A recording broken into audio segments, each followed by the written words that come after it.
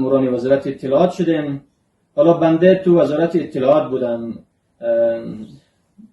خواستم در همین راستا یک چند کلمه پراکنده عرض بکنم که چون کلیپی که اعتراف کرده بودیم بنده البته اعترافاتی اجباری بود، از اون رسانه های جمهوری اسلامی ایران سوء استفاده کردن، میخواهند از آدرس اون کلیپ بر علیه مردم آزادخواه ایران استفاده بکنن.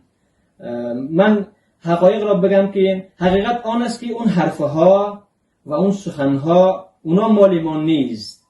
اون حرفهای مأموران وزارت اطلاعات و حرفهای کارشناسان وزارت اطلاعات است، ولی به زبان ساده و با کلمات شکسته بنده هست.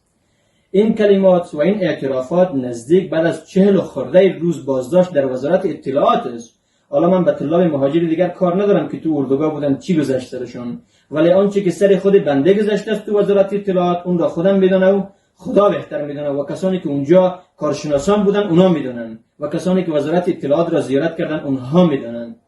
شاید این اعترافات خیلی چیزی ناچیز باشه، بنده حاضر بودم هر چی دیگر رو هم بگم، یعنی چیزایی که اصلا ندیدم به چشمم.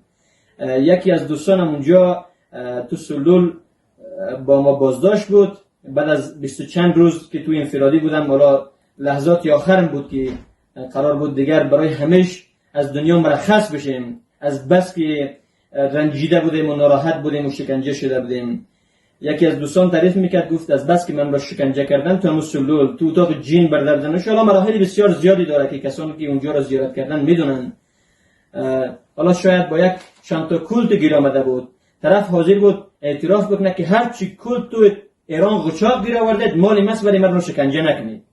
یعنی تو این سرحد اونجا شکنجه میشه آدم.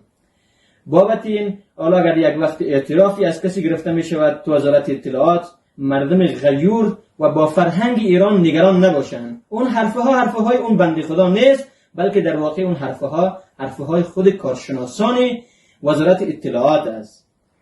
به هر حال من گلایه دارم از مأموران جمهوری اسلامی ایران که نباید این را پخش میکردن. شما اعترافات اجباری گرفتید، چرا پخش کردید؟ نباید پخش میکردید. روزی اول که من آمدم افغانستان تلویزیونی آمد که شما بیانیه‌ای دارید، مصاحبه‌ای دارید بدید. اونجا دلم خیلی پر بود، میخواستم بیانیه بدم، ولی روزی آخر ما را تهدید کردن.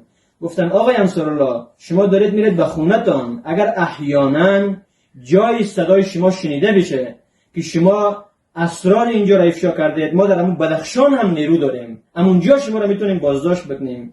یعنی آنقدر تهدید شدیم، آنقدر تنبیه شدیم که دیگر راستش حاضر نبودم من در نیمروز بمانم. وقتی آمدم به کشورم، الله بهتر میدونه هنوز صحتم خوب نیست. باز هم من از جمعی کسایی که از اون کلیپ براشون سوء تفاهم شده است عذرخواهی میکنم. السلام علیکم و رحمت الله تعالی و برکاته.